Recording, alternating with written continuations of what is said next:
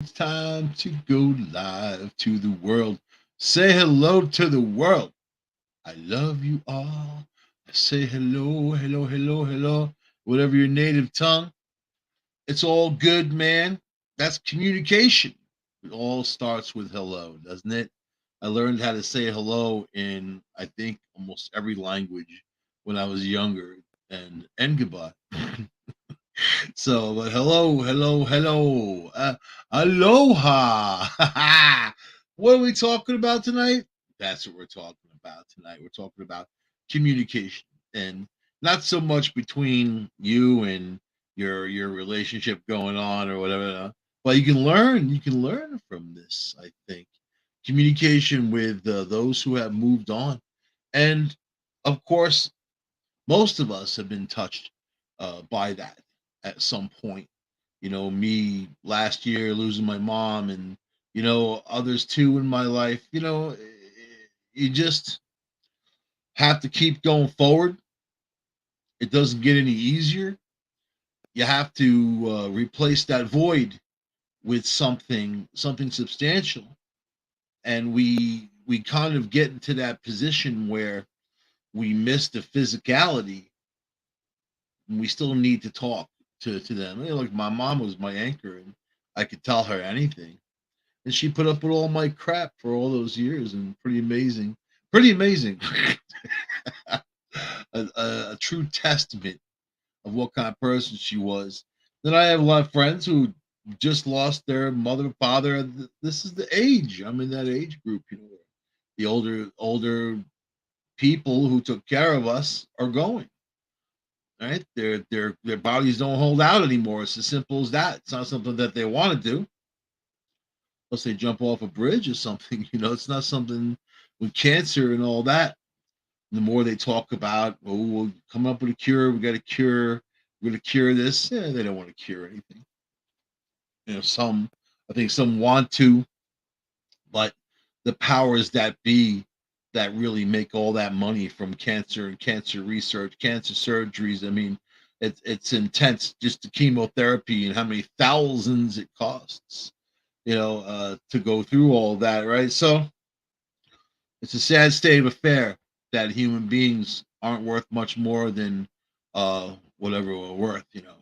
So this going forward is talking to your loved ones, talking to the ones that have passed, getting a message to them, putting that out there. People talk to me, they ask me all the time, like I'm the authority, I guess. And I'm in the world of there's no experts. When people profess themselves to be this knowledgeable expert, to me, this isn't mechanical research. This isn't an exact science that you can get your masters and PhDs and go in that realm. When you talk about the paranormal, it's tried and true, and every situation is different, and it's hard to be an expert with something that's continually changing. You can look back and say, this is the work I've done, these are the things I've concluded so far, maybe, because then that's also your opinion. So when I got into paranormal investigations, specifically, ghost oriented, spirit oriented, we were called into situations where people were having experiences that they couldn't explain, and that's exactly what I wanted out of it. I didn't want to walk around some empty building to see if something was there. Something may not have been there. I wanted real experiences that people had or are living through, and I want that them to come with us on the investigation and to call out to those names and understand that history and understand the place. Sometimes spirits are tied to it for no good reason. You think that they'd have some kind of an emotional an emotional connection to those places, and it turns out that sometimes they don't. Sometimes we found spirits, multiple spirits in one location. A lot of them didn't even know each other was there, so they exist on levels, different levels. And I think that's interesting. I think that a lot of people think, oh, it's the afterlife, and the afterlife is just this realm that everybody's there. Not so. from what I understand anyway. Maybe your research and somebody else's research says differently, but every situation is different. And with me, I like evidence. I don't float around with hearsay. Mediums, we use them. We psychics, we use them. We bring them in, good ones too. They know all the stuff, and I put them through the test to make sure that they're good, because I'm the one that got to get past to make me understand that they're for real and not full of it. Because there's a lot of people out there who are full of it in the paranormal world. This It attracts freaks like a light bulb with moths. Man, it attracts freaks, and those freaks have all levels of insanity. Yeah, sometimes crazy people can see things better than we can, or have better experiences, or maybe they're crazy because of those experiences. I'm here to believe you. That's my ghost hunter theme. I'm here to believe you and understand what you're experiencing, and then go through the whole question and answer and try to understand what's going on. And that's what we do.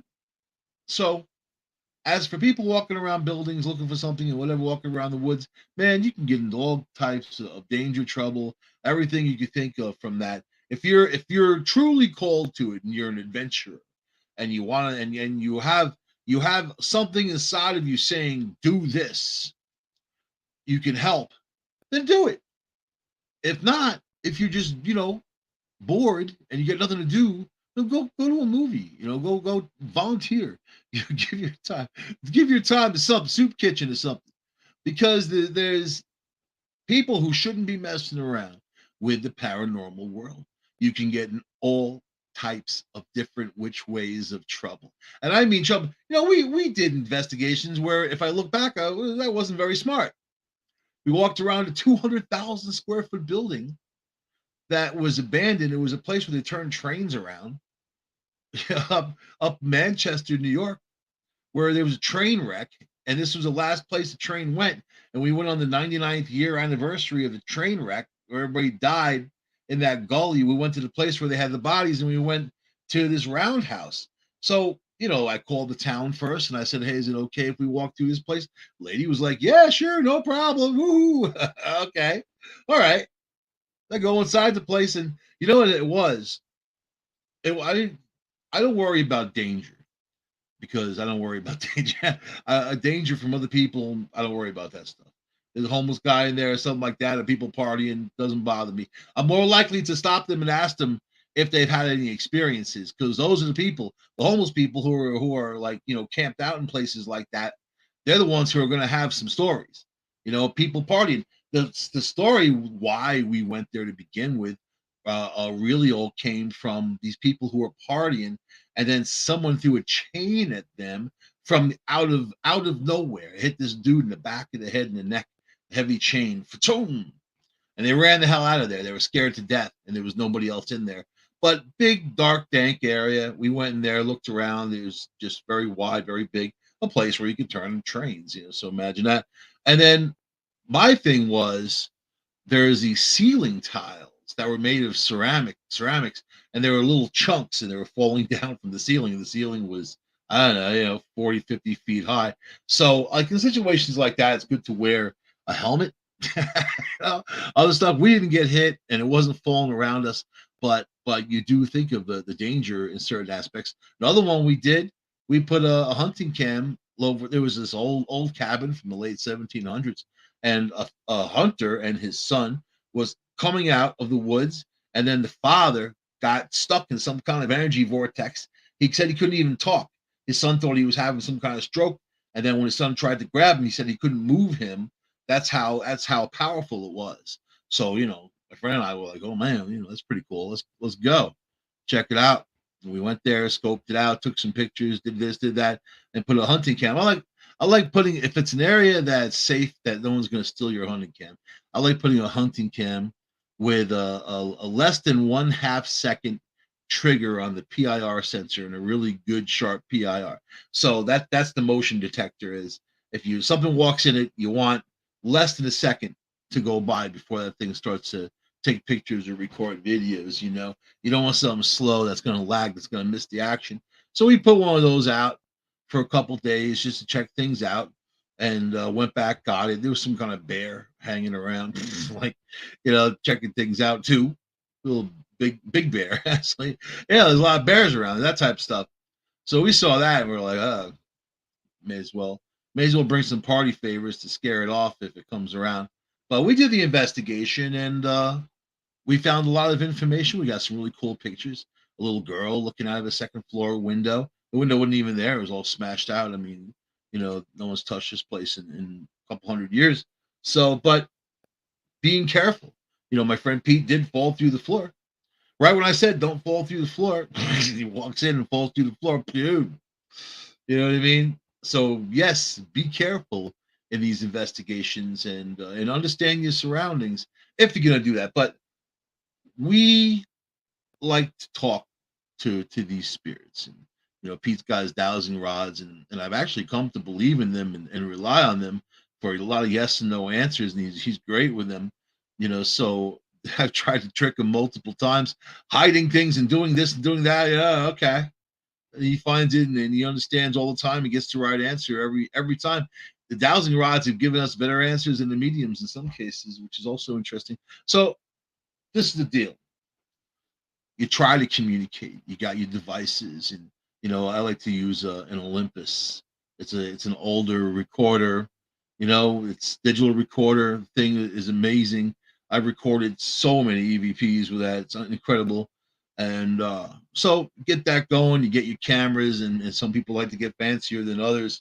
So infrared, try to use some kind of level of that, and you don't even really have to, technically speaking, because I've seen all kinds of evidence: daylight, nighttime, lights on, lights off, walking around a dark building in the dark, without any real way of seeing, is not very intelligent to begin with. And like I said, you can get all kinds of stuff can happen from that. So you have to know where you're at and understand. We use these red lamps, but even that doesn't it totally illuminate everything that you should be seeing. I like doing walkthroughs beforehand to know what I'm going to encounter, what's this, what's that, if there's weak steps, going down somewhere, and like that.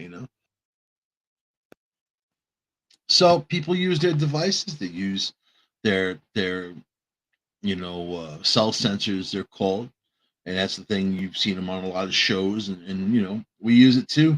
We use everything. We have everything. We use everything. Anything that I think that is going to that they are going to be able to manipulate, and give us an answer, show us that they're present, they're there, right? So when you do these investigations, you got to shut your cell phones off and all that too, because those signals are the same signals that these cell sensors are going to pick up. I watched a video the other day, this guy walking through the streets, and they did a go like a organized ghost hunts, right? Walking through the streets, and he had a cell sensor, cheap one, pick them up on eBay. I think 20-30 bucks. This guy's walking down the street. The thing's going off constantly, like constantly. He's like, "Oh, there's a ghost with me. There's something following me. There's something right next to me." It was a cell phone, and that's the thing that people think they've got all this great information, or they've captured this amazing evidence, and it's not really at all. And I've had people send me pictures of orbs. I know this is my great uncle Charles, and he's here in the house. Yeah, maybe. But he just sent me a picture of a moth. I don't know if Charles came back as a moth or whatever. And people don't realize that yeah, droplets of water, moths, dust, bugs, all that can come out into orbs. But then I've seen real pictures of orbs of light.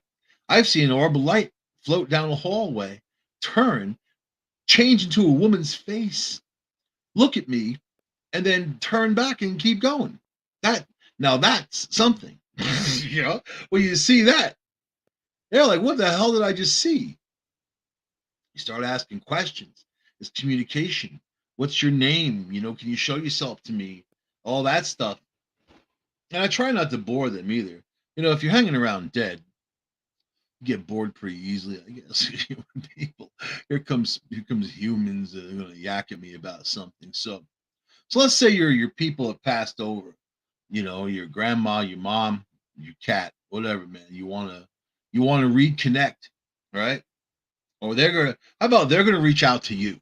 How about that? And when someone passes, from what I understand, it takes a long time sometimes for them to get it together where they can communicate with you. Sometimes faster, sometimes right away. Sometimes it takes months or even years until that happens. Right? It depends on the process. I'll just leave it there. Right?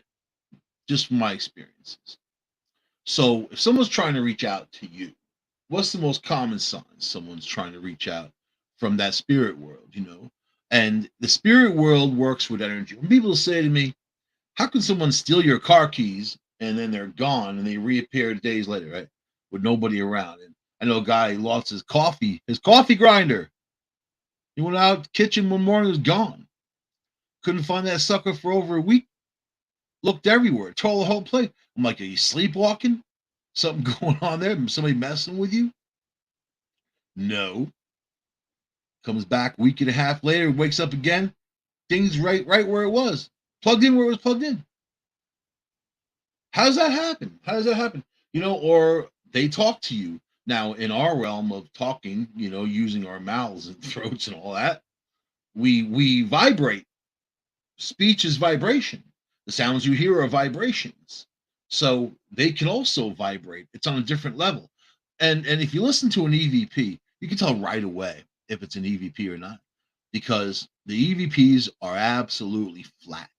Flat. There's no echo, there's no reverb, there's no nothing, there's no carrying over of waves. When we talk, those waves carry through the air. Just like if you stick your hand in water and you see the waves going out, same. On their level, it's different. Different. So so there's that. Sometimes they'll float a scent past you, like perfume, or yeah, grandma's baking scones in the kitchen, that type of smell. One lady we had, she bought this house at Finger Lakes. It was part of Underground Railroad, right? And the cool story was I liked it because it was a positive, haunting experience. And you don't run in if you do this type of stuff. You don't run into that often. Many of the people who the spirits who have hung around are in distress, and because of that, they are not going to interact with you well. You know what I mean? Especially if they have the concept that you're in their house and they don't know who you are. And it's that type of thing, the get out of my house syndrome, which happens. It happens often from my experiences. So the perfume smell, right? You get that. Maybe grandpa stunk like old pipe tobacco, and then all of a sudden you get that smell around you. It just circles you. And I've had the experience a few times, right? After my mom died, maybe 5 days after that, 5 o'clock in the morning, I smelled her scent. I woke up and it was only there for a short time, then it was gone. And I'm not a 5 o'clock in the morning kind of guy, so I was I was sleeping, and sort of, because when you lose someone like that, uh, you're in turmoil. I mean, you are in a wake, a spiritual rift, and it can really damage you, can really hurt you. And the more it goes, the people who keep on grieving that can't find just some kind of leveling off, it can really hurt you. So it's important to communicate. It's important to reach out, even if you don't understand that they're not talking back, or if you can't remember them talking back. It's important to put it out there, right? So cigarette smoke, all that, you can have that too, that type of scent. We were in one place, the same apartment where we got the best evidence ever. Picture of two pictures of full body apparition. Same person, a woman who had passed away. The guy's aunt, right, who was haunting his apartment, which is why we were there to begin with. We had all kinds of shadow figures, all kinds of stuff. Even the guy's cat was running around. Got an image of that as a shadow figure, just chock full. Everything happened in that apartment that was paranormal like occurrence happening, and and there was definitely communication going on. And really, the guy's friend had passed away and commit suicide, and it was a terrible suicide. He had to keep going. He cut his wrist and did this and hung himself. And like the guy, then he hung himself, and it was just maybe 11 days before Halloween. The people who owned the house weren't there. They were on vacation. This dude's hanging from the tree. People driving past thought it was a Halloween decoration, and then nobody ever did anything about it.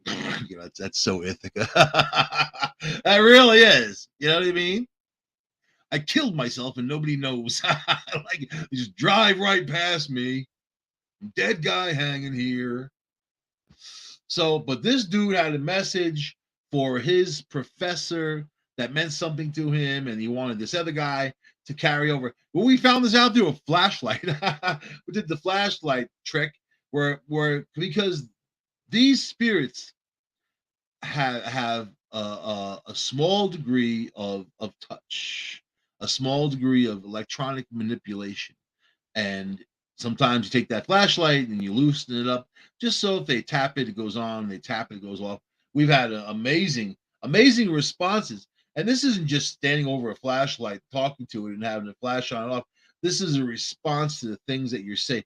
Flash one, flash on for yeah, no for whatever, man, whatever combinations you said. It works. You can watch our videos on YouTube, youtube.com/discovery paranormal, all one word there, and you'll see these videos after the show. You can go there after the show, because you know what, there's some cool like evidence that we've captured using different devices, using these touch dolls that if you touch them, they start talking and that type of thing. We were using that 12 years ago, years before any of these other people even thought about it. So I kind of think that, like I said, we try everything. If someone tells me they tried something, boom, I want to try it too. You tried something, you get results, I want to try it too. I want the better results for me, the better evidence. But to me, the best evidence is the video, is the picture, is the audio. That's the stuff I want. All this other stuff is great. We put down powder and got footprints. That's great. Balloons, you know what? The problem with balloons and balloon manipulation is that there's so many air currents. Even in a small room, closed door, there's still air currents, and that's going to move things around. So we don't do the balloon thing. But we have other sophisticated devices too, tri-field meters and things like that. I look on the static level, and I also look for the frequencies that they're on. So anyway, that's me.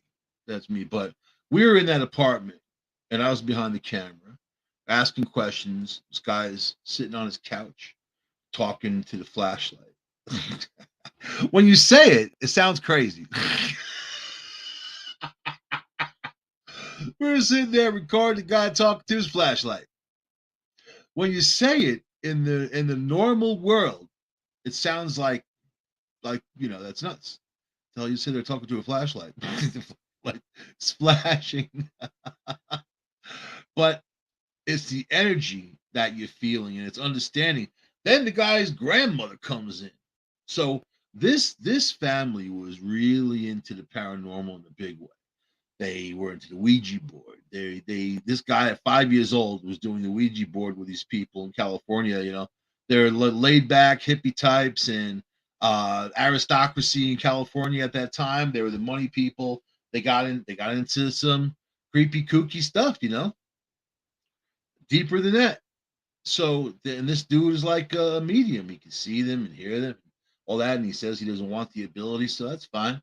And we've helped him out a few times, understand what's going on. That's cool.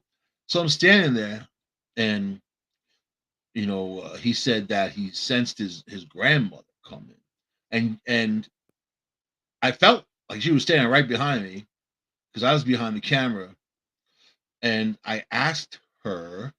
First, I smelled roses, fresh roses, like not air freshener, not anything synthetic. Fresh roses filled the room. So I said to Pete, he was sitting over by the dude on the couch on the other side of the room. I'm like, what do you smell right now? And he's like, I smell roses. I'm like, exactly what I smell. And I said to this other dude, I'm like, do you have an air freshener You get anything that would go off, right? Nope, nothing, not a thing, right? And then he's like, "Oh my God, my grandmother always had fresh roses in her house every morning. They should go out and cut roses. She had rose garden, whatever. A rose was part of her identity." So then I asked her if she went to heaven. She knew crossing the answer. She said yes. I asked her if heaven was beautiful, and somebody grabbed my hand, my right hand, like they put their hand right in my hand as I was standing there. That was like, wow. That was like the most paranormal experiences I had in any one investigation. There's other investigations where, man, we were surrounded. You could hear people walking in the dirt in that roundhouse. Hear people walking in the dirt. I was calling out to the names of the dead. I had the names of all the people that died in that train. So when you do it right, and you do it with the history, and also, most important of anything, you do it with respect, right? Respect, and that's how you're going to get your evidence. That's how you're going to get on the next day, because you're becoming part of something that's not average to people's everyday existence in this world. It is our past, it is our future, but it's not what the average person experiences, and you're reaching out to a bigger world, right? So you got visitation dreams. I talked about dreams, and it wasn't even a dream. It was being woken up by the smell. So, but visitation dreams are, they're not that rare. I've talked to a lot of people that have them, and this is when they're going to come around. A lot of times they'll come around during holidays, during special events, your birthday, that type of thing. They're going to come visit you. Christmas. They want to be around the cheer, the happiness, and the merriment. The best way to evoke these spirits and have them come to you and have that dialogue is to use those good memories. Think about, because nobody wants to think about the bad stuff. You want to just reflect on the bad things, and live in that kind of muck and mire. There's nobody wants to approach that, right? That's not a good energy. And like the people that go to graveyards looking for family members, and they go sit outside their grave. It's one thing if you go there, you want to visit the grave out of respect and whatever, but they're not there. They can be there, but they're not there. It's not like they're walking around their headstone, hanging out, waiting for people to come around. It doesn't work like that. So it's where you are, is they're going to come to you, and they're mainly around you anyway. You're connected, right? But when you have those visitation dreams, and they stick with you for years, they'll stick with you for years, that this had happened. Most dreams, you don't even bat an eyelash. I don't even remember most of my dreams, but the visitation dreams, or the future telling type of dream, precog and all that, that something that sticks with you, with the details forever. So I know that exists. Right? I only, I read a lot of psychological magazines, Psychology Today, things like that. I like to understand the scientific side to all of this paranormal when they try to explain it. I like reasonable excuses and answers. I've done something that these people, these psychologists, psychiatrists that I've read so far have never done. I've done paranormal investigations. So for them to make comments, and this is why it's going on, you're having this experience. I've read all sides of these things. And without the experience, you really can't comment without understanding what is happening and the energy going on, and opening up your mind to other things. I've got pictures of full body apparitions that I was interacting with. Well, where did that come from? It didn't come up by accident. It wasn't some thing. We were looking for to capture something. We had cameras around. We were focusing on areas where there was activity. We didn't fake the pictures. You know what I mean? I mean, it's ridiculous to think about how people don't understand that there's this afterlife. And if you read any religious book, basically, it's going to tell you about the levels of existence. And energy doesn't die, it transforms. So So spirits, you know what? Maybe will manipulate water and electricity to communicate with you. You might find a random puddle of water on the kitchen floor. I've found that, and it drove me crazy. What the hell is water on the floor? You're looking at the ceiling and it'll leak. You're looking at cabinets and whatever close by. There's something leak, or there's somebody drop an ice cube. You know, I've seen that type of stuff. How about kitchen lights flickering? Right, fans spinning by themselves. Ooh. Televisions randomly turning on or going off, or changing the channel when they don't like what the hell's going on. And then you can, these are all things that are easily manipulated, easy enough anyway, manipulated, right? Electronically for them to catch your attention. Saying, I'm here. I'm trying to catch your attention, right? So then people ask, what time of day is when most likely I'm going to get in contact with a spirit, right? So this is all day. This is every day. This isn't, in the middle of the night. The veil is real thin. You'll hear people say, sometimes between 3 and 5 or 2 and 5, whatever. Middle of the night. I chalk that up to people in your locality being asleep, and I think that when people are up, let's compare it to the internet. I think when there's a lot of users going, bandwidth slows down, right? You get a lot of people are hogging that space, and then when they sign off, they're kind of still there, but they're not really there. Then the bandwidth goes up again, and so I think when people are asleep and people are at rest, it's a good time for the energy from these spirits can generate to be around. But depends on their level of learning. It depends on their level of existence. So I've heard all kinds of stories about full body apparitions in a place during the day. People see it right there in front of their face, but so there's a point where people transition from the attachment of their physical body and their lifetime, the memories and everything, and move into their spiritual body of energy. This process has no set time attached to it. It doesn't, it really depends on the individual. Really, and I just said that already, but again, that's really what it is. And also the trauma, what people have gone through. I like to think that once you're past, then you can deal with that trauma. I know a lot of people who do past life, regression, whatever. They say that you carry those problems over to the next life if you don't solve them in that life. And that's the learning journey, right? So you're supposed to learn from your mistakes, the things that you do, or the things that you perceive as a problem inside of you, right?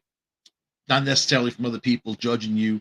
Yeah, they may be in your corner, they may not be in your corner. So it's very hard to deal with those criticisms. And me personally, I've learned a lot about being a critic because I was a critic, you know, and I've learned that I don't like to waste my time on things that I can be hypercritical of.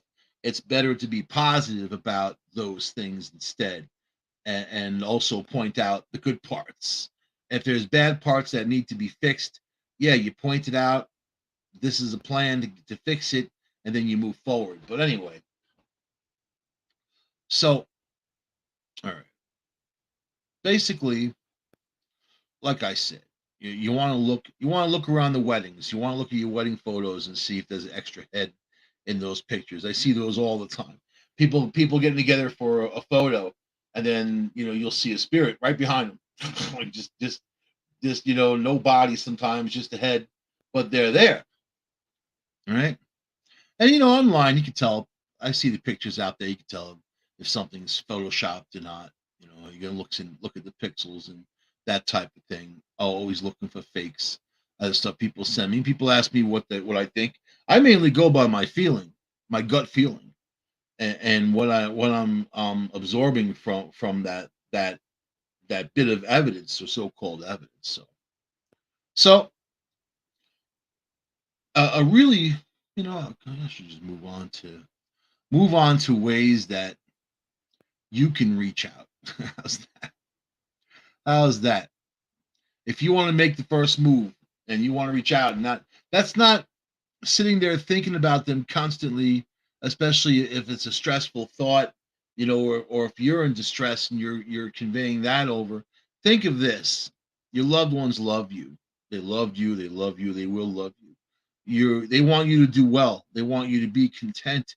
They don't want you to be falling apart, crying all the time for them, grieving for them all the time because they've passed. They're still there for you. We're missing the physicality. We're missing that presence. We're missing that instant connection of the back and forth, and everything else included. Christmas, holidays, Thanksgiving, all that. Huh, it's horrible, horrible. I mean, last holiday season, what I did? I worked. I signed up for tons of overtime, and I worked. And yeah, I called people about COVID on Christmas and on New Year's Eve, Christmas Eve. I couldn't confront the holiday. I worked 9 to 7 until I was dead, and then ate something and went to sleep. And that was me confronting my mom's death. For the first holiday. I mean, how do you get past that? And the only way to do it is to share the good stories. If you have no one left, it's hard to do that. But everybody's got some kind of friend that remembers them from the past or something, or some kind of family. So you reconnect, you go forward, maybe connecting with people you haven't talked to in a long time. And then on those holidays, you get together, you tell good stories. Or even if you don't get together, even if you're just by yourself, you think of those good stories, how great it was, right? You savor the memories. That's all we've got, you know.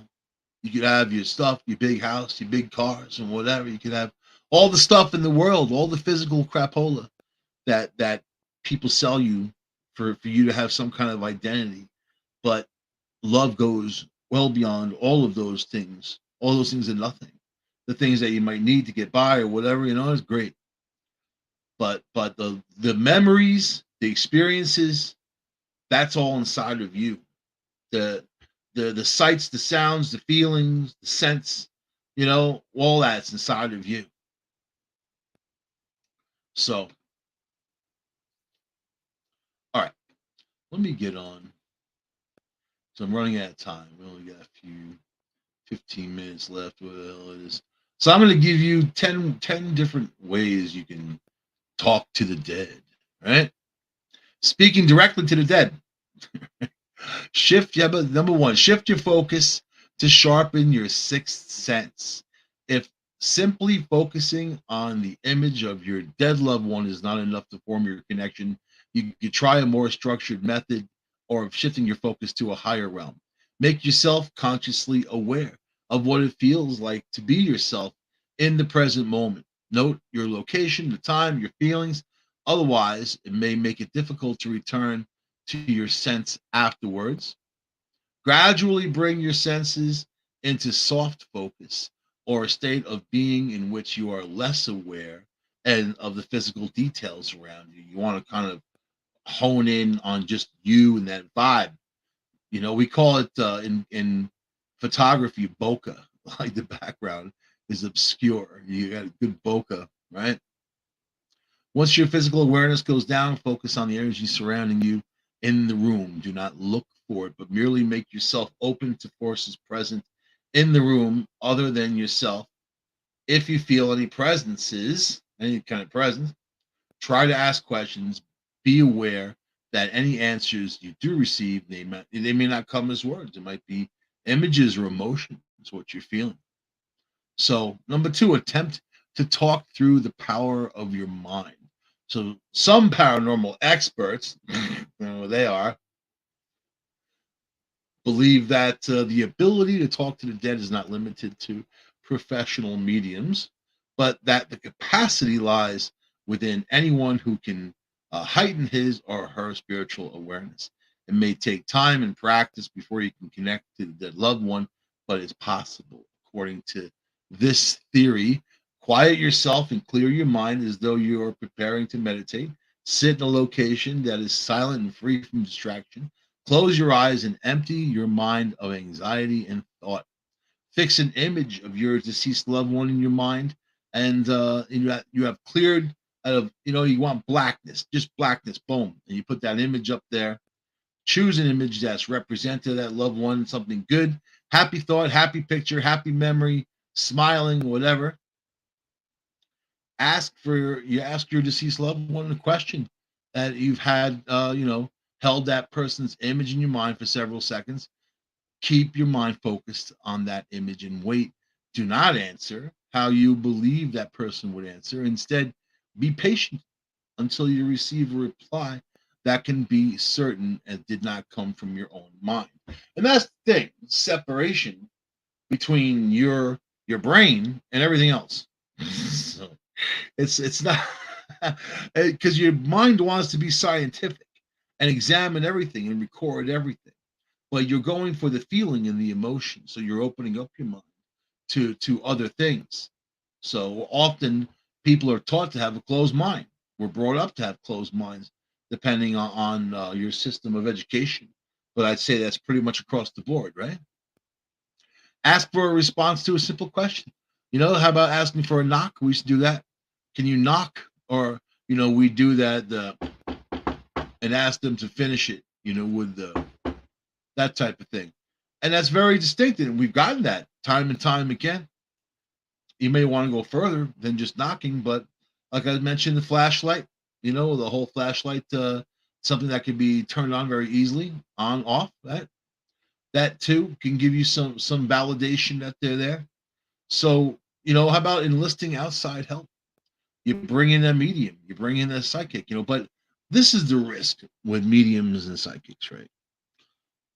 You never know really unless you put them through the paces if they're legitimate. I'm lucky because I've met people that I put through the paces, and before they start these investigations with us, I don't tell them anything, nothing. I mean nothing. They know about the address. That's it.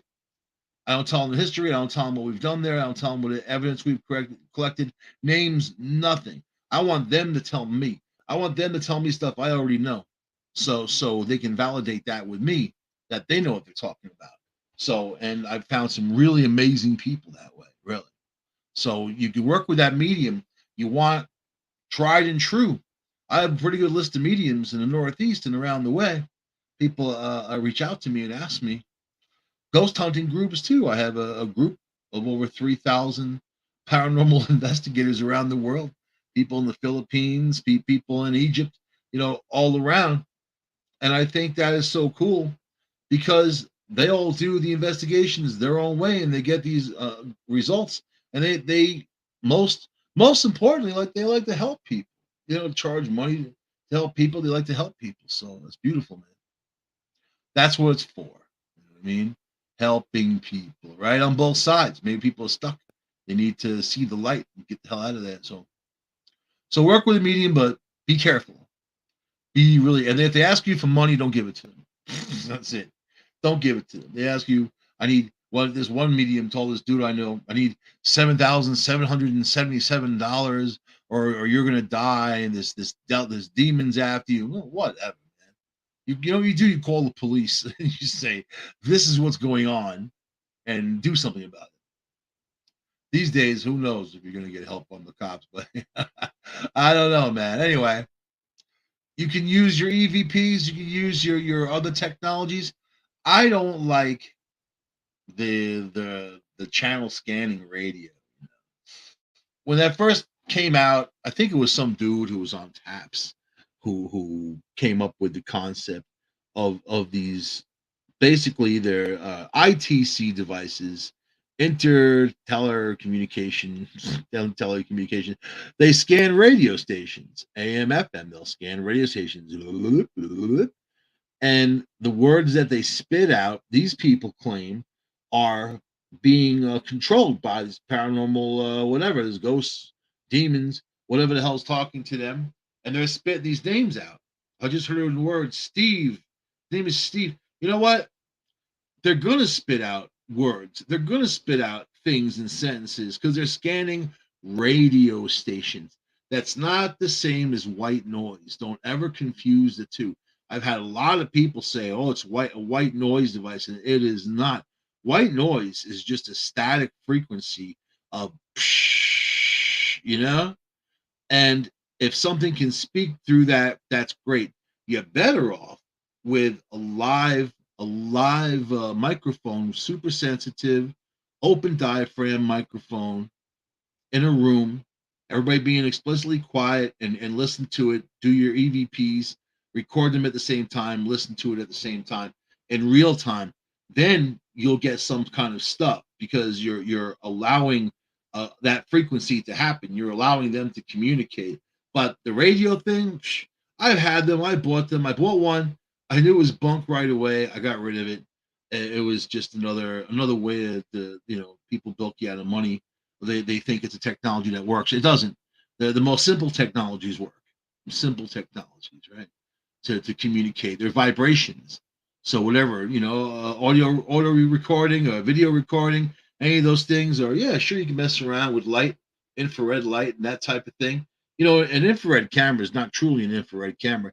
There's all spectrums of infrared. All kinds of levels.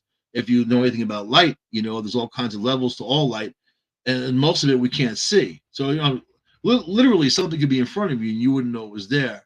If it was just there, like not necessarily the presence, but an image, and within these scopes of light, because our eyes don't see it. So there's that. And then the same for audio, same for these dynamic range, and you want to be really wide open so they can communicate, right? Anyway, and there's also FLIR, right? Forward looking infrared. Of course, people like to buy them fancy, expensive. There's Chinese versions that are horrible, but good FLIR is like $1,000 or something, 1,500 bucks for a halfway decent one. You can spend thousands on that type of stuff, but it's not going to give you any better information necessarily. And a lot of them have a very short distance that they can shoot. Maybe even a couple of feet. So you're talking about getting something really close to do that. Anyway, there's people who like to have a séance, conduct a séance, getting together and joining hands, family members, all that. I advise against using Ouija boards. I don't think that they're good for people. I know people that said they know what they're doing, they use them all the time, whatever. Uh, I'm just saying that it's a very weird thing that it's a game by the Parker Brothers, whatever, sold in stores, and it's not a game at all. It's a device to communicate with the dead. It's not a game. There's no points. You're not going to win. There's no. It's not Monopoly. It's not Scrabble. So think about that. That there's an entity out there that wants to put these boards in people's hands, right? So, and I had one growing up too. I know what I mean. I didn't. What? I didn't use it, and my mom and my sister would use it every once in a while, and the thing would start moving around. I just figured one of them was moving, whatever. But anyway, we tell people don't use them, right? And you can prayer, other practices. People get religious, right? You want to be able to communicate. Yeah. Also, you can look at. You ever do the mirror gazing? Stare at your face in the mirror. This is my get high days back in the day. It's 3 o'clock in the morning. Stare at yourself in the mirror. Go in the bathroom, close all the lights off, and stare at yourself. I'll tell you, some weird stuff comes out, man. That I know people that have flipped out from things like what people that I tell to do that to, and they do it. They're like, "Oh my god!" There's that. My old psychic David said, that's your past lives. That's showing you your different forms of what you were. Oh my god. So yeah, but mirror gazing. But you have to be careful. Again, it's another thing you have to be careful because if there's stuff out there that's bad, they're going to try to get to you also. So yeah, that's something that you have to connect with. You want to connect with your loving family member, but there may be entities out there, just like for Ouija boards or whatever, maybe out there to represent them, and they're not them. So and then you should be able to tell by the feeling.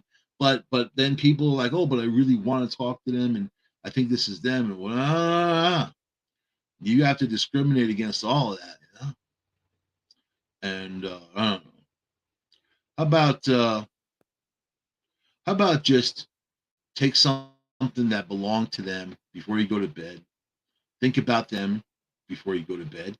Think about the good memories, the good stuff, the good times that you've had, all the love, all that fun, and then they'll come to you in one way or the other. They'll come to you. You're sending a message to them. You're asking them to reach out and not to dump your problems on them, not to say I can't cope and whatever. That's really you have to treat them with love and respect and understand that they're also going through a process, right? And it's a process that we're going to be going through. My mom was on her deathbed. She was talking to Myrtle. She said Myrtle was just here, and my sister and I were there. And we're like, I'm like, Mom, who's Myrtle? Because she was conscious at that point. This is like just a couple of days before she died, and then she said, another relative we had, one of my grandmother's brothers who had long passed away. His daughter, she was his daughter, and she had passed away, and my mom was there talking to her, and then she was calling out to her mom and her grandmother, calling out to Nana and all that stuff.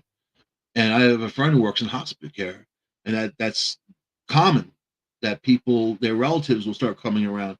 People they knew will start coming around. That's not just because your brain's degenerating, your body's giving out, because spiritually, these people are reaching out. They're ready for you. They're there for you. So remember that. Remember that in your travels in this existence, right? I'm going to end the show there. On that note, this is me on Discovery Paranormal. Hope you had a wonderful journey, man. I will see you guys next week on this here show. Good night.